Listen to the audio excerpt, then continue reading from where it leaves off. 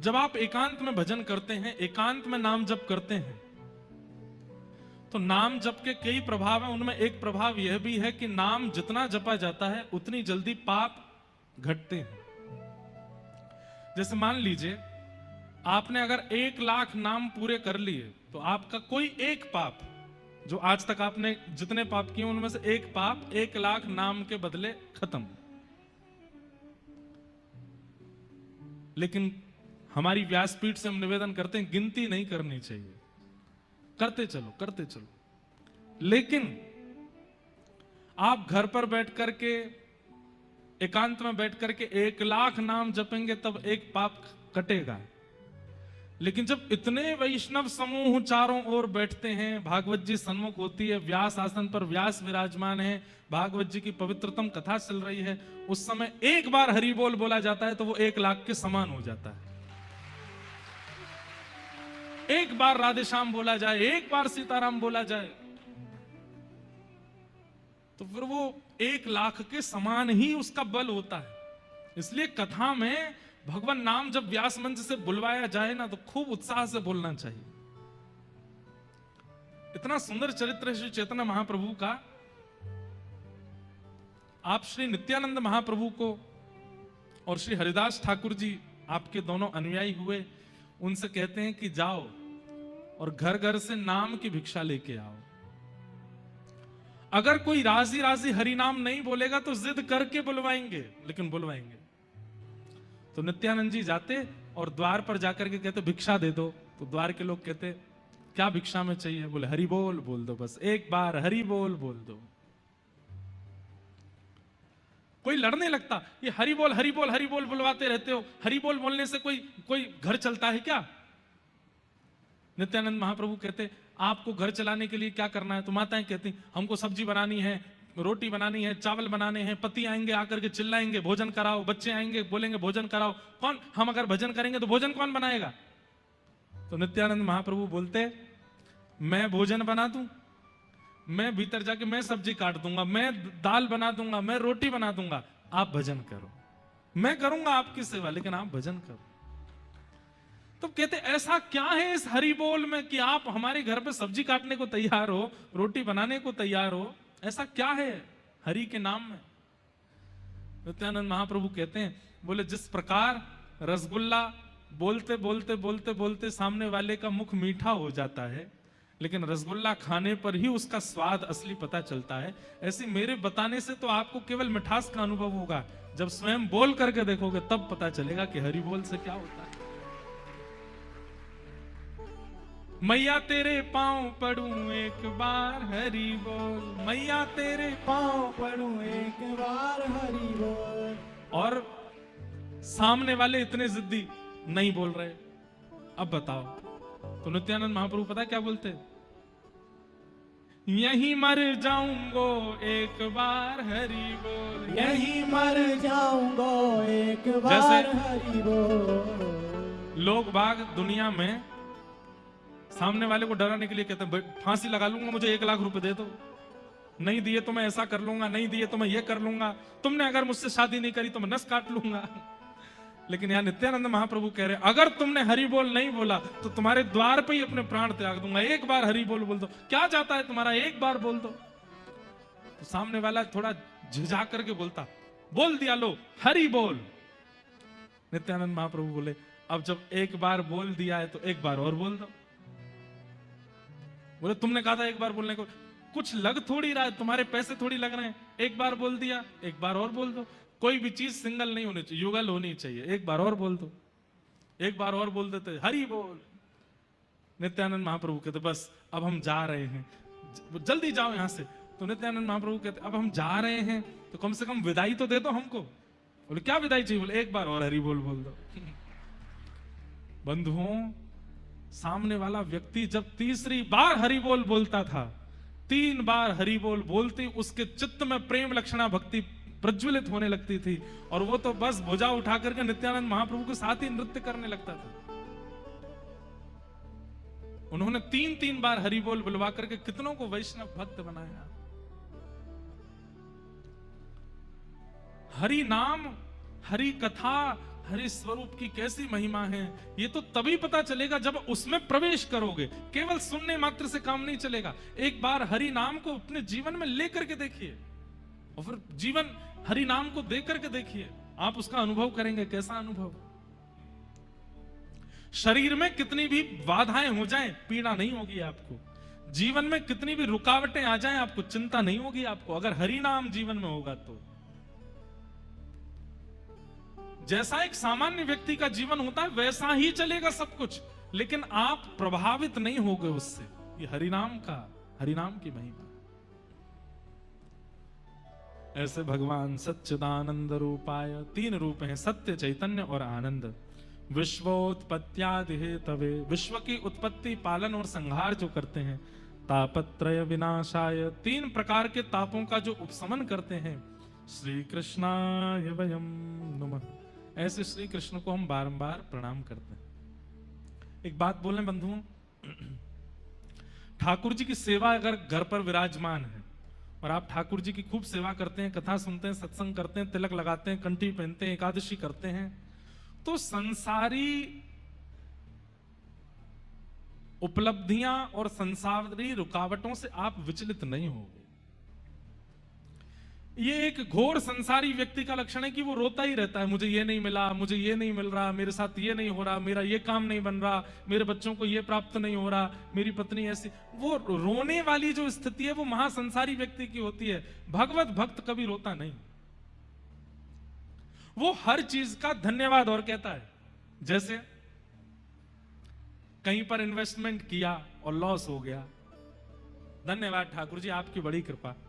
निश्चित ही ये पैसा अगर मेरे पास रहता तो मेरे और मेरे परिवार के लोगों की मति को भ्रष्ट कर देता, आपने कहीं लगवा करके नष्ट करवा दिया, बहुत बहुत कृपा आपकी, धन्यवाद।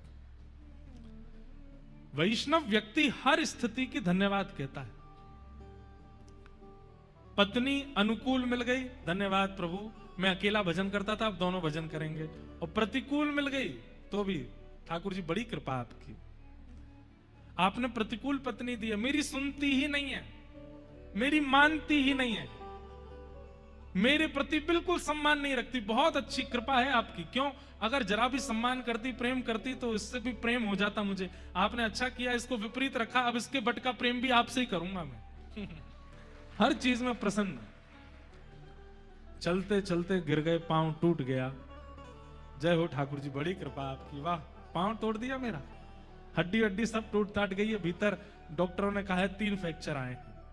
मुझे पता है आप चाहते हैं कि मैं कुछ दिन आराम करूं, इसीलिए मेरा पांव तोड़वा दे। कोई नहीं, अब आराम करूंगा, आप जैसे चाहोगे। वैष्णव व्यक्ति का यह स्वरूप होता है, वो किसी भी बात की ठाकुर जी से शिकायत नहीं करता, हर स्थिति को स्वीकार करता है, चाहे जैसी हो।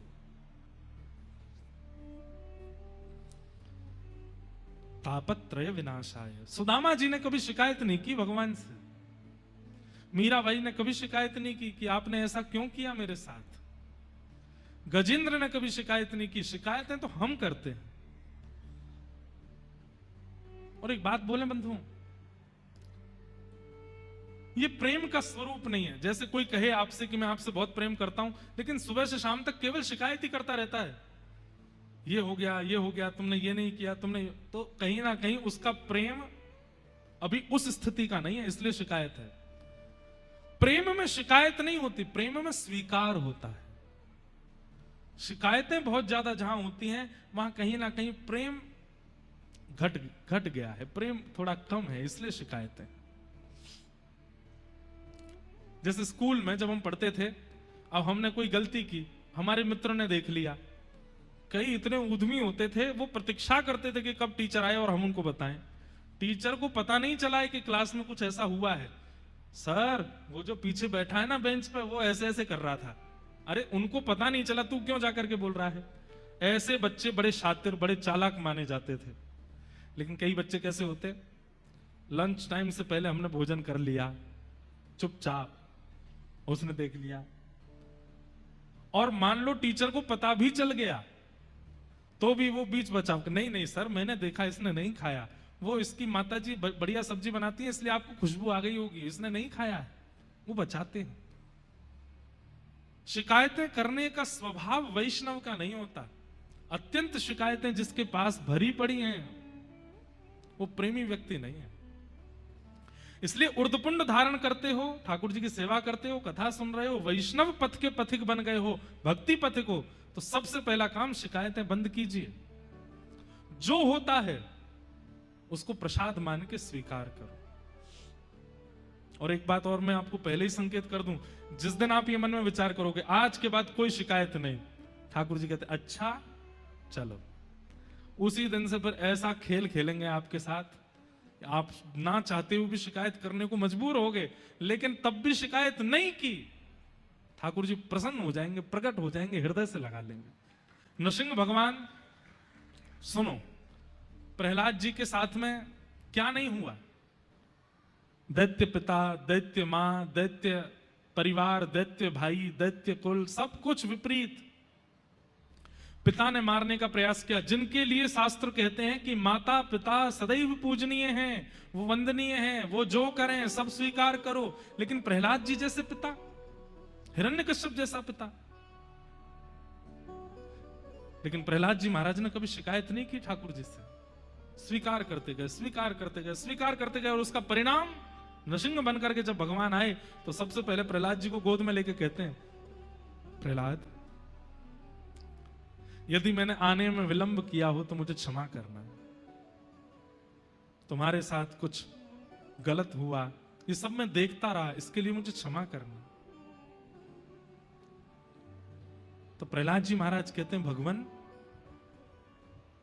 मैं इसमें आपका दोष कदापि नहीं मानता कि आपने इतना समय लगाया आने में, बल्कि मैं तो ऐसा मानता हूं कि मैंने पूर्व जन्मों में खूब भजन किया होगा, 5 वर्ष का भजन मेरा शेष रह गया होगा, वो मैंने प्रहलाद बनकर के किया, और जैसे मेरा भजन पूर्ण हुआ आप आ गए। अब इस बीच में मेरे साथ जो हुआ, उनकी मुझे कोई शिकायत नहीं है आपसे, ये मेरा प्रारब्ध रहा होगा। और एक बात कहें बंधुओं, प्रेमी व्यक्ति के प्रति और प्रेम प्रकट हो जाता है जब वो व्यक्ति सहकर के भी शिकायत नहीं करता। जैसे मां, घर की मां होती है ना, पति बाहर, बेटा बाहर, बच्चे सब दूर, अकेली मां घर पर रहती है। जब सब लौट करके आते हैं तो पूछते हैं, मां आप ठीक हो? अब वो मां अपनी अकेलापन बता नहीं पाती कि मैं पूरे दिन अकेली थी, कोई करने को नहीं था, बात करने को नहीं था, आज ये नहीं खाया, आज ऐसा नहीं किया। पर शाम को जब देखती है कि थके हारे बच्चे आए तो क्या, नहीं बहुत अच्छा था, सब अच्छा था, मैं तो पूरे दिन टीवी देखती रही। पूरे दिन उसने सहा है, लेकिन फिर भी वो शिकायत नहीं करती। ये प्रेमी व्यक्ति का भी लक्षण है और पुण्यात्मा व्यक्ति का भी लक्षण है कि वो शिकायतें प्रस्तुत नहीं करता, अगर वो प्रेम करता है तो, और जिससे प्रेम करता है उससे शिकायतें नहीं करता। इसलिए हमारी प्रार्थना है, ठाकुर जी से अति शिकायतें नहीं।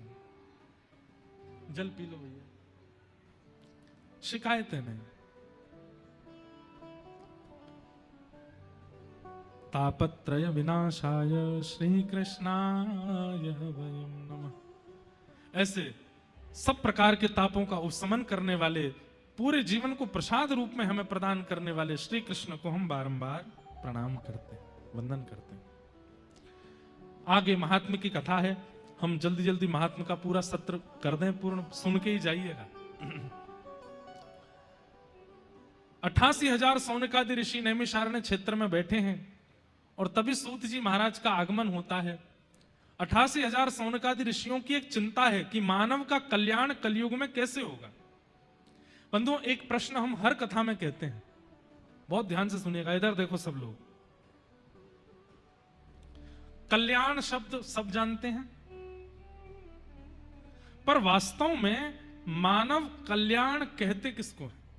हमारा कल्याण किस में है? कभी विचार किया? मेरा कल्याण किस में होगा? मैं ऐसा क्या करूं जिससे मेरा कल्याण हो? तो आप विचार करेंगे कि अति धन कमाने से कल्याण होगा, तो रावण का नहीं हुआ था।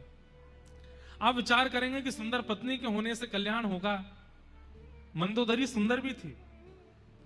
आप मन में विचार करेंगे कि बहुत ऐश्वर्य, यश और कीर्ति होने से कल्याण होता है। कीर्ति हिरण्यकश्यप और हिरण्याक्ष की तीनों लोकों में थी।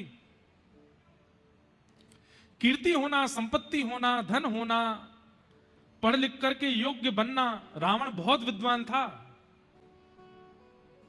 रावण जिस ग्रंथ को देख लेता था, उस ग्रंथ को एक बार देखता था और सारा ग्रंथ उसको कंठस्थ याद हो जाता था। ऐसा विद्वान था। पढ़ा लिखा होना, धनवान होना, कीर्तिवान होना, ये सब कल्याण नहीं है। कल्याण क्या है? बहुत ध्यान से सुनिएगा। अपनी किसी क्रिया से, अपने जीवन के व्यवहार से, अपने जीवनचर्या से, अपनी दिनचर्या से आप मां के प्रिय तो बन गए, पिता के प्रिय तो बन गए, पत्नी के प्रिय तो बन गए, पति के प्रिय तो बन गए, बच्चों के प्रिय तो बन गए, सबके प्रिय बन गए। लेकिन कल्याण तब होगा जब हरि प्रिय बनोगे, हरि के प्रिय बनोगे। समझ में आई बात? मुझे हरि प्रिय हैं, हम सबको हरि प्रिय हैं, पर हम सब में हरि को 4-5 लोग ही प्रिय होंगे। यहां जितने बैठे हैं, मुझसे लेके पीछे तक, हम हजारों हैं और हम सबको हरि प्रिय हैं, पर हम सब में हरि को कौन प्रिय है? ये गिनती के 4-5 ही होंगे, और 4-5 भी ज्यादा बोल रहा हूं, 1 या 2 ही होंगे इस पूरे पंडाल। और जो हरि का प्रिय है उसने अपने जीवन का कल्याण कर लिया। फिर तो महाराज पहाड़ से फेंक दो तो भी प्रहलाद नहीं मरेगा, हाथियों से कुचलवा दो तो भी प्रहलाद का बाल बांका नहीं हो सकता, विष का प्याला मीरा को पिला दो तो भी अमृत बन जाएगा, सूरदास के नेत्र छीन लो तब भी वो पूरे विश्व को दिखा देगा, कालिदास की जीभ काट दो फिर भी उसके छंद, उसकी वाणी पूरे विश्व को ज्ञान दे देगी। क्यों? क्योंकि वो हरि प्रिय बन गए, हरि के प्रिय। हमारे आचार्य चरण, जिस परंपरा में हमारी दीक्षा है, श्रीमद रामानुजाचार्य जी महाराज, वो कैसे हरिप्रिय थे। आज जो माताएं यहां पर नृत्य कर रही थी कथा के प्रारंभ में, उसमें जो पद गाया गया वैसे तो वो बहुत प्रसिद्ध पद है, हेरी सखी मंगल गाओरी धरती अंबर सजाओरी। वो पद भक्तमाल कथा में गाया गया था। क्यों गाया गया था पता है? हमेशा उस पद का गायन कब होता है? जब घर पर गुरु आते हैं, जब घर पर ठाकुर जी आते हैं तो घर के लोग उस पद को गाते हैं। पर आप आश्चर्य करेंगे, वो पद हमने कथा में पता किन के भाव से गाया? आचार्य चरण, भक्त आया है तब ठाकुर जी गा रहे हैं, हेरी सखी मंगल गाओ रे धरती अंबर। कथा बहुत सुंदर है कि दक्षिण भारत में एक स्थान है जिसका नाम है श्रीरंगम। क्या नाम है? पीलू। श्रीरंगम। श्रीरंगम में भगवान पौढ़ानाथ विराजमान है, ऐसे शेष शैया पर पौड़े हैं। और वहां एक आचार्य चरण विराजते थे जिनका नाम था श्री यामुनाचार्य जी। क्या नाम था? यामुनाचार्य। और दक्षिण में एक स्थान है कांचीपुरम, वहां कांचीपुरम में विराजमान थे श्री रामानुजाचार्य। तो व्यास मंच पर भागवत जी के नीचे आप लोग तिलक का दर्शन कर रहे हो ना, ये रामानुजाचार्य जी का तिलक है। तो रामानुजाचार्य जी के मन में आया कि मैं यामुनाचार्य जी से दीक्षा ले लूं। और उसी समय यामुनाचार्य जी के मन में आया कि अब मैं वृद्ध हो गया हूं, मेरे बाद इस गद्दी पर बैठने का अधिकारी कांचीपुरम में विराजमान रामानुजाचार्य है, क्यों ना मैं उनको बुला करके गद्दी पर बैठा दूं। लेकिन इस बात को जब ठाकुर जी ने सुना कि यामुनाचार्य जी और रामानुजाचार्य ये दोनों मिलने वाले हैं, गुरु दीक्षा देने वाले हैं और ये उनके शिष्य बनने वाले हैं, तो ठाकुर जी को चिंता हो गई। क्यों? बोले भैया अगर ये दोनों आचार्य मिल गए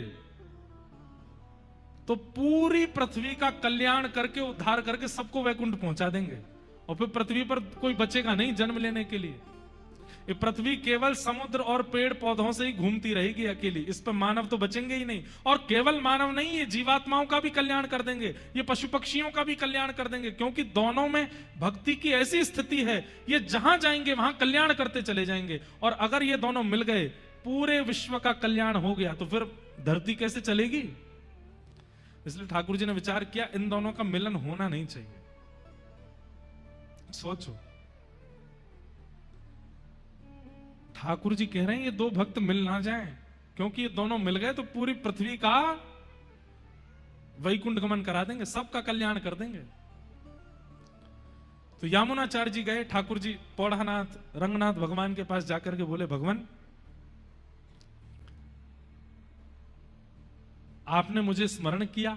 तब ठाकुर जी बोले, यामुनाचार्य जी अब मुझे आपकी बहुत याद आ रही है, अब आप एक काम करो। बोले क्या? धराधाम छोड़ करके वैकुंठ आ जाओ मेरे पास। तो यामुनाचार्य जी बोले, भगवान अभी मेरे को रोग लगा है, रोग ठीक हो जाए, बिल्कुल स्वस्थ हो जाए, फिर मैं वैकुंठ आ जाऊंगा। वो नहीं, अब मुझसे रहा नहीं जा रहा, अब तुम जल्दी आओ मेरे पास। क्योंकि ठाकुर जी चाह रहे हैं कि रामानुजाचार्य हैं उससे पहले ये वैकुंठ आ जाएं। तो यामुनाचार्य जी बोले, मेरे कुछ काम रह गए, उसके लिए कुछ समय मिल जाएगा? ठाकुर जी बोले, कितना समय चाहिए? तो यामुनाचार्य जी बोले, केवल 8 दिन का समय दे दो। ठाकुर जी बोले, 8 दिन में तो रामानुजाचार्य जी नहीं आ पाएंगे, 8 दिन मांग रहे दे देते हैं। तो ठीक है, 8 दिन में आप वैकुंठ आ जाना। यामुनाचार्य जी बोले, ठीक है। ध्यान से सुनिएगा, बहुत सुंदर लीला है। ठाकुर जी चतुर हैं, पर भक्त चतुर शिरोमणि होते हैं। भक्त जो है ना, वो संसार के सामने तो बहुत सीधा होता है, पर ठाकुर जी के आगे चतुर बन जाता है। ठाकुर जी की चतुराई नहीं चलती भक्तों के आगे। तो यामुनाचार्य जी बोले, 8 दिन का समय दे दो। तो जब यामुनाचार्य जी चले गए, भगवान ने कहा, ठीक है 8 दिन बाद आप वैकुंठ आ जाइए। ठाकुर जी सोच रहे हैं, इन्होंने 8 दिन क्यों मांगे? तब उनको पता चला, अरे इन्होंने एक सेवक को अभी कांचीपुरम भेजा है, और यहां से कांचीपुरम जाने में 4 दिन लगते हैं। 4 दिन में वो सेवक पहुंचेगा, और जैसे ही रामानुजाचार्य जी से कहेगा कि यामुनाचार्य जी बुला रहे हैं, रामानुजाचार्य जी तुरंत निकलेंगे और 4 दिन में वो आ जाएंगे। 4 दिन जाने के, 4 दिन आने के, 8वें दिन ये रामानुजाचार्य जी से मिलके दीक्षा देकर के फिर वैकुंठ आने का मन बनाए हैं। और मैं भी भगवान हूं, दोनों को मिलने ही नहीं दूंगा। तब 4 दिन में सेवक पहुंचा, और जैसे ही उसने रामानुजाचार्य जी से कहा कि यामुनाचार्य जी याद कर रहे हैं, तो रामानुजाचार्य जी तो बोले, मैं तो बहुत दिन से सोच ही रहा था कि मैं जाके दीक्षा ले लूं, तुरंत चल दिए। और जैसे ही रामानुजाचार्य जी श्री रंगम पहुंचे, बस द्वार पर पहुंचे ही हैं कि भगवान तुरंत यामुनाचार्य जी के सामने आके बोले, चलो 8वां दिन है आज। यामुनाचार्य जी बोले, कुछ क्षण मिल जाएंगे? ठाकुर जी बोले, नहीं अब चल। और श्री यामुनाचार्य जी को रामानुजाचार्य जी से मिलने ही नहीं दिया, ठाकुर जी ले गए। पर यामुनाचार्य, मैंने कहा ना भक्त ठाकुर जी से ज्यादा चतुर होते हैं। तो यामुनाचार्य जी का जब परम पद हुआ वैकुंठ, तो उन्होंने अपने शरीर में अपने हाथ की 3 उंगलियों को बंद कर रखा था। ऐसे हाथ थे। कोई भी व्यक्ति प्राण त्यागता है, या तो उसके हाथ खुले होंगे या पूरे बंद होंगे, लेकिन 3 उंगली बंद और बाकी के 2 उंगली खुले हुए।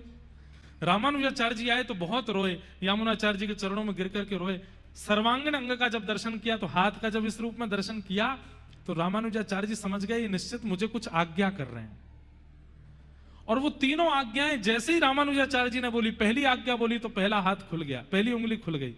दूसरी बात बोली तो दूसरी उंगली खुल गई, तीसरी बात बोली तो तीसरी उंगली खुल गई। मतलब भले ही वो चले गए, लेकिन फिर भी रामानुजाचार्य जी को ज्ञान दीक्षा तो दे ही गए तीनों आज्ञाओं से। और 3 आज्ञा कौन कौन सी थी? पहली आज्ञा थी, रामानुजाचार्य जी बोले, गुरुदेव आप चाहते हैं कि मैं श्री भाष्य की रचना करूं? तुरंत पहली उंगली खुल गई। आप आज्ञा कर रहे हैं कि दक्षिण भारत में लिखे हुए जितने भी हमारे दिव्य प्रबंध हैं उनको मैं संस्कृत भाषा में लिखूं? दूसरी उंगली खुल गई। और तीसरी उंगली में आप चाहते हैं कि मैं वैष्णव धर्म का 10 दिशाओं में प्रचार करूं? तीसरी उंगली खुल गई, दीक्षा हो गई। लेकिन रामानुजाचार्य जी ठाकुर जी से नाराज हो गए। आपने मुझे मेरे गुरुदेव से मिलने नहीं दिया, अब मैं जीवन में यहां कभी नहीं आऊंगा। और ऐसा कहकर के रामानुजाचार्य जी चले गए। तो ठाकुर जी इतने व्याकुल हो गए कि मेरे भक्त चले गए, पर वास्तव में तो ये दोनों मिल जाते तो पूरी पृथ्वी का कल्याण हो जाता। अब श्री रंगम की गद्दी पर रामानुजाचार्य जी के अलावा बैठने योग्य कोई और था नहीं। तब सब लोगों ने ठाकुर जी से प्रार्थना की कि नाथ, यामुनाचार्य जी के बाद अब कोई आचार्य पदवी पर होना चाहिए। कौन? बोले एक ही है, कांचीपुरम में रामानुजाचार्य, लेकिन वो हमसे नाराज हैं, वो आएंगे नहीं। तो बोले कैसे आएंगे? बोले एक तरीका है, वो कांचीपुरम में जिस भगवान की आराधना करते हैं वो भी मेरा ही स्वरूप है, वरदराज भगवान। अगर वो प्रसन्न होकर के उनको भेज दें तो वो आ जाएंगे। सब लोगों ने पूछा वो प्रसन्न कैसे होंगे?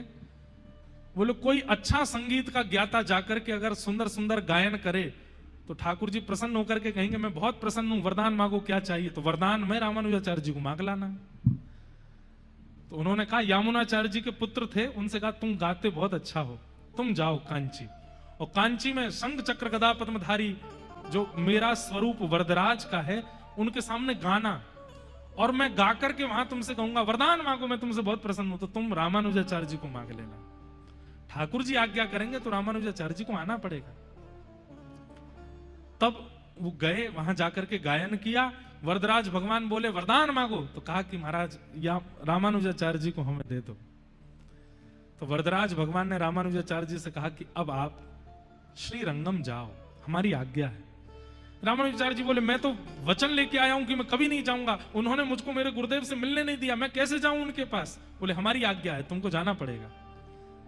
तब रामानुजाचार्य जी श्रीरंगम आए, और जब श्रीरंगम रामानुजाचार्य जी आ रहे थे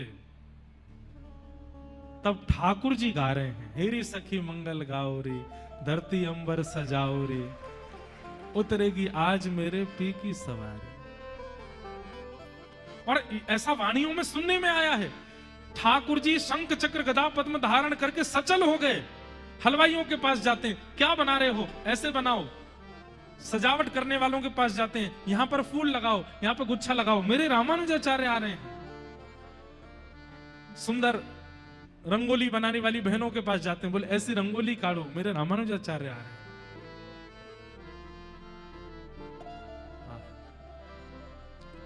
ये पूरी कथा मैंने क्यों सुनाई? रामानुजाचार्य जी ने भले ही ठाकुर जी से मुंह फेर लिया, लेकिन क्योंकि ठाकुर जी को वो प्रिय हैं, इसलिए उनका कल्याण हुआ। हरि प्रिय बनो।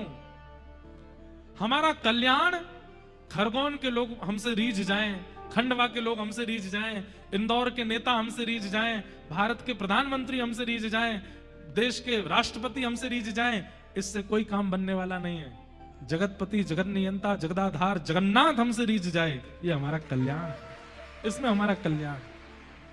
इसलिए ऐसे विचार, ऐसे कर्म, ऐसी क्रिया, ऐसा भोजन, ऐसा पहनावा, ऐसा सब कुछ करो जिससे वो रीझे। जिन भेषा मारो सावरो रीझे, जिन भेषा मारो सावरो रीझे, सोही भेष धरूंगी हो, मैं तो सोही वेश धरूंगी हो, मैं बैरागन मैं बैराग। जिन भेषा मारो गिरधर रीझे, जिन भेषा मारो सांवरो रीझे, मैं सोही भेष धरूंगी। कई बार कथा में ऐसा होता है, कई लोग हमको पर्ची दे देते, महाराज जी ये वाला भजन सुना देना। मैंने कि भैया सुनो, हम जनरंजन के लिए कथा नहीं करते, हम कथा करते हैं हमारे ठाकुर जी खुश हो। हमारे ठाकुर जी को लगेगा तो हम गाएंगे, और नहीं लगेगा तो तुम 7 दिन पीछे पड़े रहो तो भी नहीं गाएंगे, क्योंकि आपको रिझाने के लिए कथा थोड़ी कर रहे हैं, और ना आप हमको रिझाने के लिए कथा सुन रहे हो। आपका और मेरा दोनों का उद्देश्य क्या है? जिन भेषा मारो सांवरो रीझे। मेरे कर्मों से, मेरे विचारों से, मेरी क्रियाओं से, मेरे वस्त्रों से, मेरे व्यवहार से वो रीझ है, बस ये होना चाहिए। तो कल्याण क्या है? हरि प्रिय बन जाइए, हरि के प्रिय बन जाइए। हरि तो सबको प्रिय है, पर हरि को जो प्रिय है उसका कल्याण हुआ है। तू है सखी बड़ भाग बड़ी, नंदलाल तेरे घर आवत है। ये कौन है? हरिप्रिय ठाकुर जी आपके घर आते हैं। तू अपनो श्रृंगार करत है, ये दर्पण हाथ दिखावत है। तू है सखी बड़ भाग बड़ी, नंदलाल तेरे घर आवत है। ठाकुर जी प्रिय बन जाएं, ठाकुर जी के प्रिय हम बन जाएं, उसमें हमारा कल्याण। सौनकादि ऋषियों ने सूत जी महाराज से पूछा मानव कल्याण कैसे होगा? तब सूत जी ने भागवत जी का विषय बताया। बोले एकमात्र भागवत का आश्रय यदि व्यक्ति ले ले तो उसका कल्याण संभव है। तब सौनकादि ऋषियों ने पूछा, ये भागवत जी सबसे पहले किसने किसको सुनाई? तब सनक सनंदन सनातन सनत कुमारों ने नारद जी को सुनाई। भक्ति महारानी के दो पुत्र ज्ञान और वैराग्य जीर्ण शीर्ण हो गए थे, उनकी प्रबलता के लिए भागवत की कथा हुई और कथा होते ही भक्ति के पुत्र ज्ञान और वैराग्य दोनों युवा हो गए। बंधुओं, भक्ति तो हम सबके चित्त में है, पर ज्ञान और वैराग्य नहीं है। उनकी जागरण के लिए, उनकी जागरूकता के लिए कथा सुनी जाती। ज्ञान जागरूक हो, वैराग्य जागरूक हो। बंधुओं, वैराग्य का मतलब घर छोड़ना नहीं होता, जीव पर कंट्रोल करना, यह भी वैराग्य है। बहुत सुंदर लोग बैठे हैं आसपास, लेकिन आंखों पर कंट्रोल करना, यह भी वैराग्य होता है। स्पर्श करने को अति सुंदर वस्तु प्राप्त हो जाए, पर अपनी त्वचा पर कंट्रोल करना, यह वैराग्य होता है। बहु सामग्री सामने आ जाए, लेकिन उनको खाने की इच्छा ना होना, यह वैराग्य होता है। वस्तु सामने प्रस्तुत हो तब भी उस पर मन ना मचलना, यह वैराग्य का स्वरूप है। हम आप सब लोग तो कैसे हैं पता है? वस्तु सामने नहीं है, उसके पीछे भागते हो रहे हैं कि वो हमें मिले, कैसे भी हम उसका आस्वादन करें। वैराग्य का मतलब वस्तु के सन्मुख होने पर भी इंद्रियां विचलित ना होना, यह वैराग्य है। और ज्ञान का मतलब कैसी भी परिस्थिति जीवन में आ जाए, विचलित ना होकर के सही निर्णय लेना, यह ज्ञानी व्यक्ति का लक्षण है। अभी घर में कोई घटना घट गई, घटना घटते ही आप विचलित हो गए, अरे राम अब क्या होगा, अरे राम अब क्या होगा, अब तो कैसे होगा, कैसे चलेगा। ये विचलित होना, विचलनता एक प्रकार से इस बात का द्योतक है कि आप ज्ञानी नहीं हो। ज्ञानी व्यक्ति कैसा है? कुछ भी घटना घट जाए वो थोड़ा शांत होगा, धैर्यवंत होगा, ज्यादा हाथ पैर नहीं चलाएगा। मैं एक बात कहा करता हूं, पानी में अगर कभी डूबने लगो तो दो काम कीजिएगा, एक तो मुंह बंद रखिएगा, एक हाथ पैर मत चलाइएगा। आप करके देख लेगा ना नर्मदा जी में, ज्यादा ही मत कर लेना, हाँ पता चली सीधे भरूच में ही मिले हो। लेकिन गहरी नदी में अगर कभी गिर गए, बचने का एक ही तरीका है, एक तो मुंह बंद कर लो और एक हाथ पैरों को ढीला छोड़ दो। हाथ पैर आपने चलाए और मुंह खोला तो मृत्यु निश्चित है। ठीक वैसे ही संसार रूपी सागर में जब डूबने लगो, एक तो हाथ पैर मत चलाओ, एक मुंह मत चलाओ। ये दो चीजें आपने वश में कर ली, कभी नहीं डूबोगे। व्यक्ति डूबता कब है? कोई परिस्थिति सामने आ गई, कोई विपरीत परिस्थिति सामने आई और आपने हाथ भी चलाने शुरू किए, पैर इधर भाग उधर भाग, ये कर वो कर, मुंह भी चला रहे हैं, हाथ भी चला रहे, पैर, निश्चित है वो परिस्थिति डुबा देगी आपको। लेकिन परिस्थिति सामने आई, आपने पहला काम किया, थोड़े मौन हो गए, हाथों को अपने वश में कर लिया, मुख को वश में कर लिया, पैरों को ज्यादा चला नहीं रहे, थोड़े धैर्यवंत होकर शांत हो गए। उस परिस्थिति से कैसे निकलना है वो मार्ग आपको पता चल जाएगा। ये ज्ञानी व्यक्ति का लक्षण है। ज्ञानी व्यक्ति का मतलब बहुत पढ़ा लिखा होना नहीं होता। किताबी कीड़े मैंने बहुत देखे अपने जीवन में, किताबों से बाहर ही नहीं निकलते। एक बालक, उसके पिताजी ने कहा खूब पढ़ लिख के विद्वान बन के आएगा तो ही मैं घर में एंट्री दूंगा, और तू जब पढ़ लिख करके आएगा तो मैं तुझसे एक प्रश्न करूंगा, उसका उत्तर तूने दिया तो ही घर में आने दूंगा। बालक गया, उसने सोचा कि किताबी पढ़ाई करना ही पढ़ा लिखा होना होता है। खूब पढ़ाई की, खूब पढ़ाई की, इतनी पढ़ाई की महाराज संस्कृत का संभाषण करने लगा। अब तो बिना संस्कृत के बोलता ही नहीं है, उठता बैठता चलता फिरता सब कुछ संस्कृत ही बोलता है। जैसे ही अपने घर आया, त्रिपुंड लगा रखा था, चौड़ी चोटी रखी थी, हाथ में ग्रंथों को लेकर के बिल्कुल ब्रह्मचारी बन करके, और अपने दिव्य नेत्रों से जब पिता को देखने लगा, पिता बोले बेटा अध्ययन हो गया? हाँ।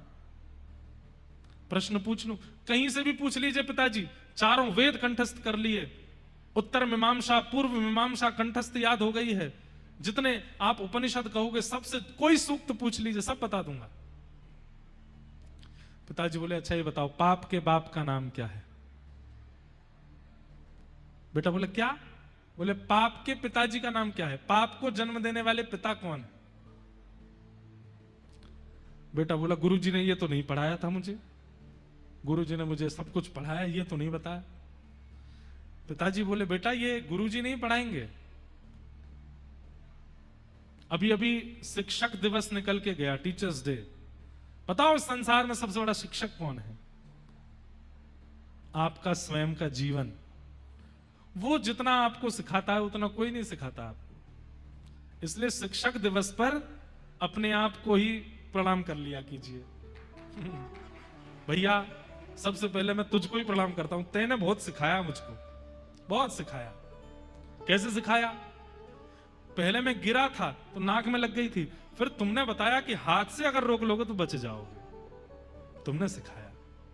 पहले मैं चलता था तो कांटे पर पैर रखने पर चिल्लाता था, तब तुमने बताया कि भाई नुकीली वस्तुओं पर पैर नहीं रखा जाता। पहले मैं मीठे बोलने वाले हर व्यक्ति को मित्र बना लेता था, लेकिन तुमने बाद में मुझे सिखा दिया कि हर मीठा बोलने वाला व्यक्ति अच्छा नहीं होता। कई बार अति भोक्ति चोरे लक्षण, कई बार बहुत मीठा शुगर कर देता है। व्यक्ति को गंभीर बीमारियों से प्राण नहीं त्यागने पड़ते, शुगर से जरूर प्राण चले जाते हैं उसके। और ले लो मीठा। भैया जीवन में कभी कभी नीम गिलोय भी होनी चाहिए। ऐसे ही गुलाब जामुन रसगुल्ला जैसे लोगों को ही मित्र मत बनाओ, कभी कभी नीम गिलोय को भी संग रखा करो। कभी कभी ये कड़वाहट प्रकट करने वाले करेला आदियों को भी जीवन में स्थान दो, ब्लड साफ करता है करेला। ऐसे ही साथ में जो लोग रहते हैं ना, सब मीठे ही मीठे मीठे ही मीठे मीठे ही मीठे लोग रख लोगे ना, बहुत बड़ी दिक्कत हो जाएगी। इसलिए जो थोड़े कर्कश हैं, थोड़े से कठिन हैं, थोड़े से सत्यवादी हैं, थोड़े से नियम से रहने वाले, ऐसे लोगों को भी जीवन में रखिए, उसी से कल्याण होगा। और एक बात बताऊं, कर्कश लोग यदि साथ में हैं तो कितना भी मीठा खा लो, दिक्कत नहीं होगी। लेकिन कर्कशों से दूर भागते हो, केवल मीठों के पास रहते हो तो दिक्कत है। अब ये ज्ञान है, ये ज्ञान कौन देता है? जीवन देता है। तो ज्ञानी होने का मतलब पढ़ा लिखा होना नहीं होता। परिस्थिति को पहचानने वाला धैर्यवान व्यक्ति को ज्ञानी कहते हैं। और ये ज्ञान और वैराग्य दोनों भक्ति के पुत्र हैं, और इन दोनों को श्रीमद् भागवत की कथा प्रकट करती है। जो भागवत जी का आश्रय लेता है उसका ज्ञान भी प्रकट होता है, उसका वैराग्य भी प्रकट होता है। बुरा नहीं मानिएगा, हमें पता नहीं क्यों ऐसा हो गया, कथा करते करते अब लोग हमसे मिलते हैं तो उनके व्यवहार विचार और शब्द से ही हम पहचान जाते हैं कि ये कैसे हैं। पहचान करके हम दूरी नहीं बनाते, पर हां कितना नजदीक जाना है ये पता चल जाता है। और ये अनुभव, इसी को ज्ञान कहते हैं। और ये कथा से होता, आपको भी हो जाएगा। खूब सत्संग करने लग जाओ, खूब भजन करने। अब आपने एक बात सोची, सारे विश्व के लोगों के प्रश्नों का उत्तर प्रेमानंद जी महाराज के पास ही क्यों है? सब उनसे ही पूछने क्यों जाते हैं? वृंदावन से बाहर नहीं जाते, व्रज से बाहर नहीं जाते, फोन कभी चलाते नहीं, सोशल मीडिया कभी देखते नहीं, उनको सारे उत्तर कैसे पता है? सत्संग का प्रभाव। कई बार आपने वो पढ़ा नहीं होता है, ऐसी वस्तु का भी उत्तर आपके जहन में आ जाता है। ये सत्संग की कृपा होती है। आप हमसे कुछ भी पूछ लो, संभवतः हाँ, अब दुनिया भर के वैसे उठपटांग प्रश्न पूछोगे तो उसका उत्तर नहीं है, पर हाँ भक्ति संबंधी, जीवन संबंधी प्रश्न कर लोगे। आपकी उम्र है 50 वर्ष, हमारी उम्र है 28 वर्ष, हम फिर भी आपको उत्तर दे देंगे। कहां से? ये भागवत जी की कृपा है। ये ज्ञान वैराग्य को पुष्ट करती है, ये ज्ञान वैराग्य को प्रकट करती है। और ज्ञान वैराग्य कौन है? भक्ति के पुत्र हैं। अभी आप सब लोग भक्ति के साथ हो, लेकिन उसके पुत्र नहीं है, इसलिए भक्ति प्रसन्न नहीं है। भागवत जी के आश्रय से ज्ञान और वैराग्य दोनों को पुष्ट कीजिए। भक्ति सुतौ तौ तरणौ गृहीत्वा प्रेमैक रूपा सहसा विरासी श्री कृष्ण गोविंद हरे मुरारे नाथेति नामानि मुहुर्वदन्ति। कथा में आते ही भक्ति ज्ञान वैराग्य तीनों युवा हो गए। तत्पश्चात एक आत्मदेव नाम के ब्राह्मण हैं, उनके धुंधुकारी नाम का एक दुष्ट पुत्र है, जो कि उनका पुत्र नहीं है, उनकी पत्नी किसी सहेली के पुत्र को लेकर के आई है। लेकिन उनकी गाय ने भी एक संत प्रसादी पाकर के एक गोकर्ण जैसे पुत्र को जन्म दिया। दोनों पुत्र बड़े हुए, धुंधुकारी दुष्ट हुआ, गोकर्ण पंडित ज्ञानी हुए। दुष्टता के कारण और अपने व्यवहार विचारों के कारण धुंधुकारी मृत्यु के बाद प्रेत बना। एक बात सुनिएगा, जो बालक अपने माता पिता का बैर करता है उसको मृत्यु के बाद प्रेत बनना पड़ता है। जो व्यक्ति एक पत्नी वृत्ति होते हुए भी, एक पत्नी होते हुए भी अन्य अन्य स्त्रियों के प्रति दुर्भाव रखता है, उसको मृत्यु के बाद प्रेत बनना पड़ता है। ऐसे ही पत्नियों के लिए भी है, विवाह के उपरांत अन्य पुरुषों के प्रति दुर्भाव, प्रेत बनना पड़ेगा। वैश्यागमन करना, व्यभिचार करना, मद्यपान करना और जुआ खेलना, धन को असद स्थानों पर लगाना, अपने ऐशो आरामों के लिए ही केवल धन को खर्च करना, ऐसे लोगों को कुछ दिनों के लिए प्रेत बनना पड़ता है। इसलिए ये व्यभिचारी क्रम जो हैं, इनसे अपने आप को हटा लीजिए। सबसे पहला, माता पिता के प्रति दुर्भाव मत रखो। भले ही माता पिता आपके उस विचारधारा के नहीं है, फिर भी उनके चरण पकड़ो, फिर भी उनको प्रणाम करो। आपकी नहीं सुनते, आप पर चिल्लाते हैं, आपको डांटते हैं, फिर भी प्रहलाद जी से सीखो, नित्य हिरण्यकश्यप को प्रणाम करते हैं। माता पिता के प्रति दुर्भाव नहीं। विवाह के उपरांत पति और पत्नी, एक पत्नी वृत्ति एक पति वृत्ति रहो। धन का असद व्यय मत करो। केवल आपको जितना आवश्यक है, घर बनाना है, गाड़ी खरीदनी है, पत्नी के लिए, बच्चों के लिए, सब कुछ करो। पर सब कुछ होने के बाद भी कई लोग उसकी बहुत अति करते हैं। अति कैसे करते हैं? मद्यपान करके, वैश्यागमन करके, उल्टे सीधे काम करके, जीव हिंसा करके, मांस मदिरा पा करके। ये अति है। आपका पेट रोटी दाल चावल से भी भर रहा है, पर जीव को क्यों मार के खा रहे हो? आपकी प्यास पानी से बुझ रही है, नींबू पानी से बुझ रही है, और ज्यादा से ज्यादा कोका कोला से बुझ रही है। वो पीला पानी ही क्यों पीना है आपको? आपके जीव के लिए पान है, तांबूल है, उससे आपके जीव को सुख मिल सकता, आपको धुआं ही क्यों उड़ाना है? ये अति में जब आप अपने व्यसनों के लिए क्रियान्वित होते हैं और उसके लिए धन को खर्च करते हैं, उसके वजह से कुछ समय के लिए सही प्रेत बनना पड़ता है।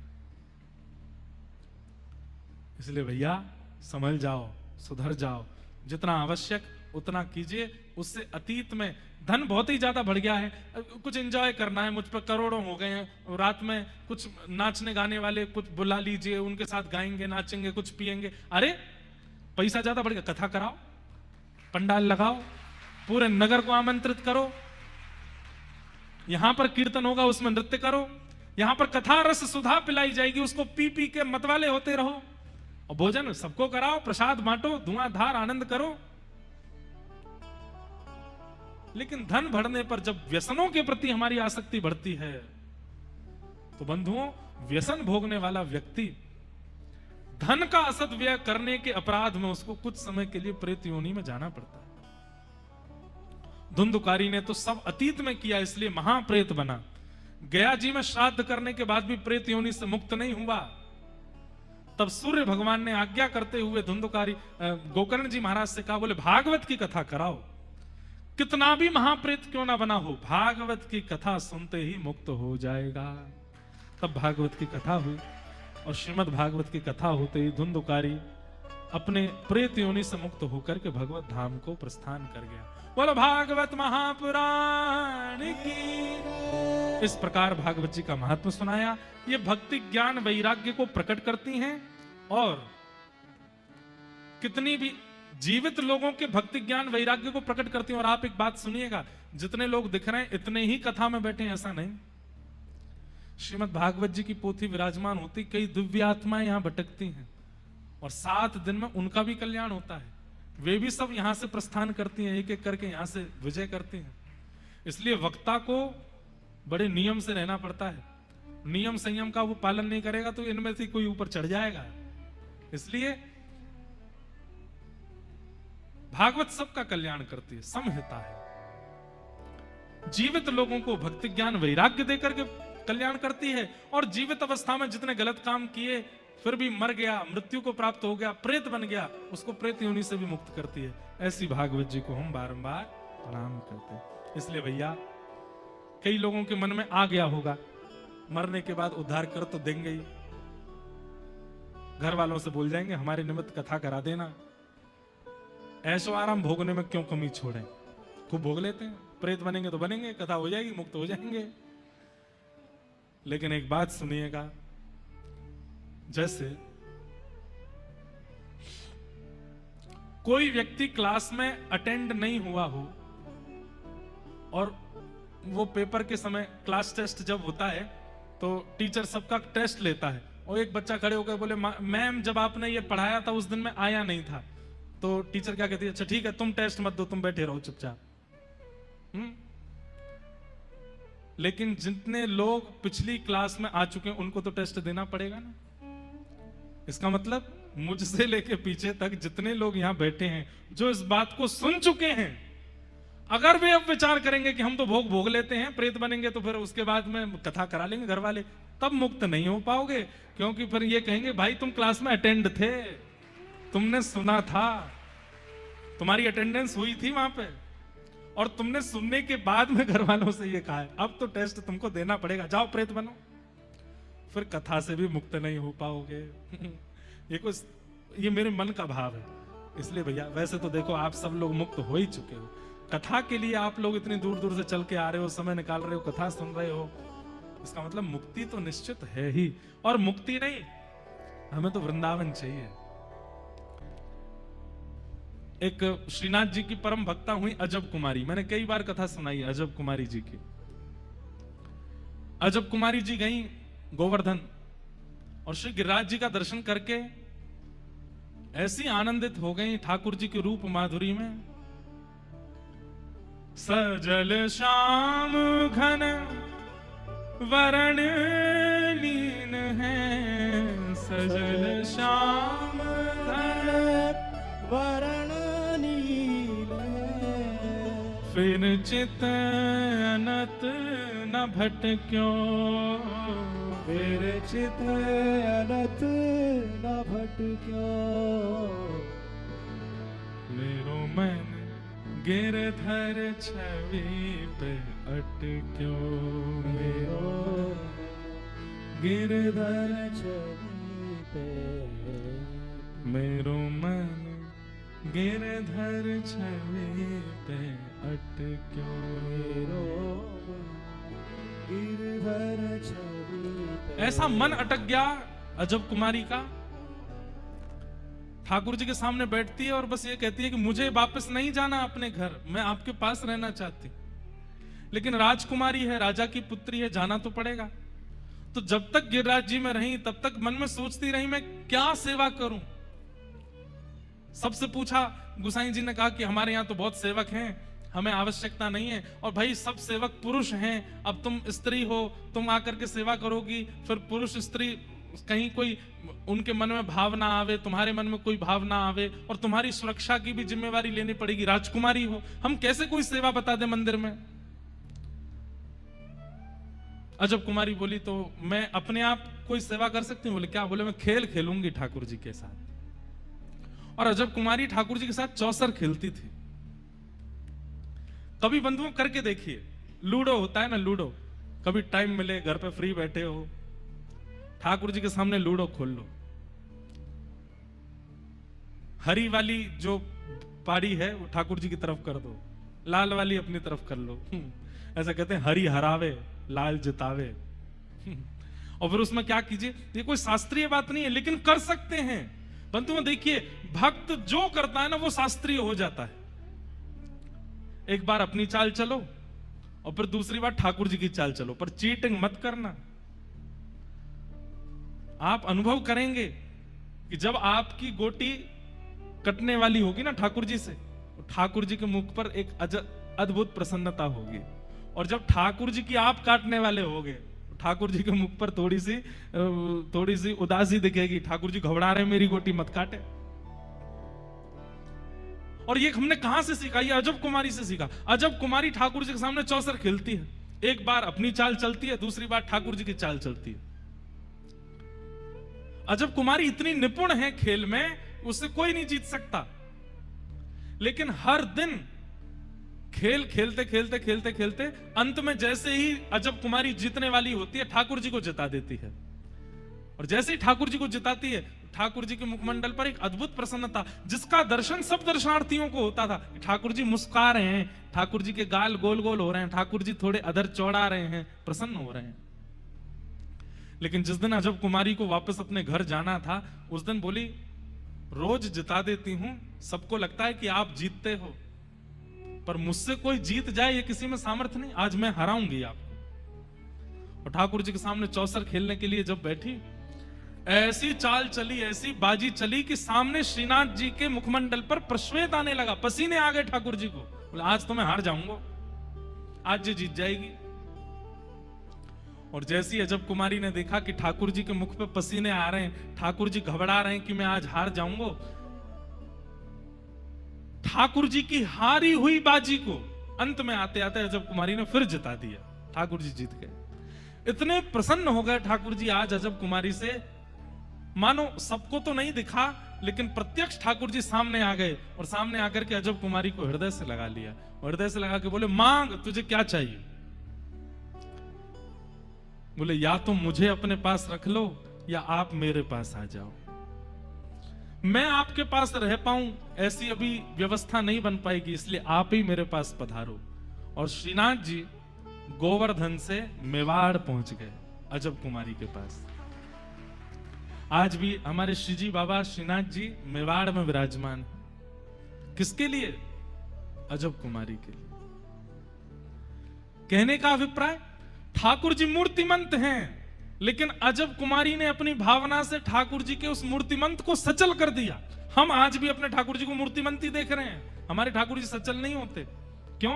हमारी भक्ति में कमी है, हमारे विश्वास में कमी है, हम ठाकुर जी को सत्य मानते नहीं हैं, इसलिए ठाकुर जी सचल होते नहीं हैं। कर्माबाई की खिचड़ी खाने जगन्नाथ जी दौड़े चले आते हैं, सूरदास के पद सुनने के लिए श्रीनाथ जी दौड़े चले आते हैं, कुम्मन दास के खेत में बीज बोने के लिए ठाकुर जी चले आते हैं, और हम कुछ भी करते रहे, ठाकुर जी कुछ करते ही नहीं है। क्यों? हमारी भावना में कहीं कमी है। इसलिए भागवत जी के प्रारंभ में ही बताया गया है, ठाकुर जी को पाषाण मत मानिए, ठाकुर जी को मूर्ति मत मानिए। ठाकुर जी कौन है? सत्य हैं, सचल हैं। हरि का भजन करो, हरि है हमारा, हरि का भजन करो, हरि है हमारा। सब लोग गाओ। हरि का भजन करो, हरि है हमारा, हरि का भजन करो, हरि है हमारा। ओ हरि नाम लेने वाला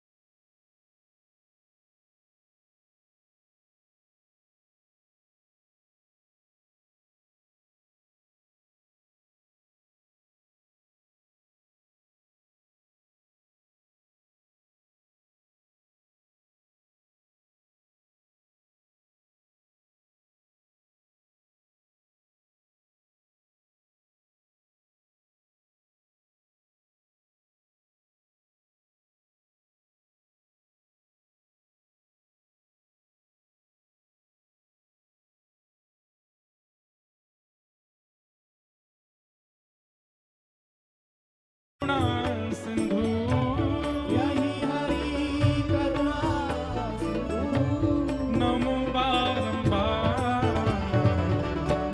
हरि का भजन करो हरि है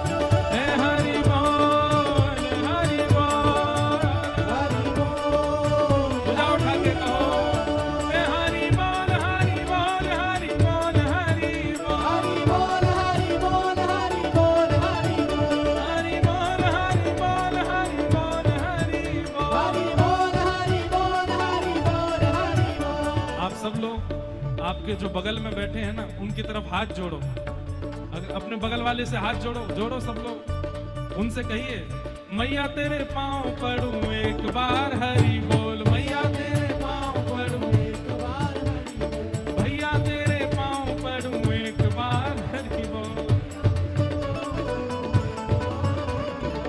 भैया तेरे पाँव पड़ूं एक बार हरि बोल। हमारे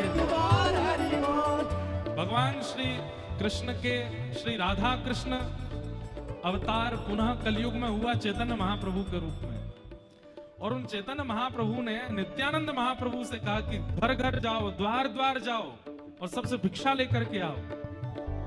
काय बात की भिक्षा? आटा दाल चावल भिक्षा में नहीं, झोली फैला करके कहो मैया तेरे पाँव पर हरि बोल।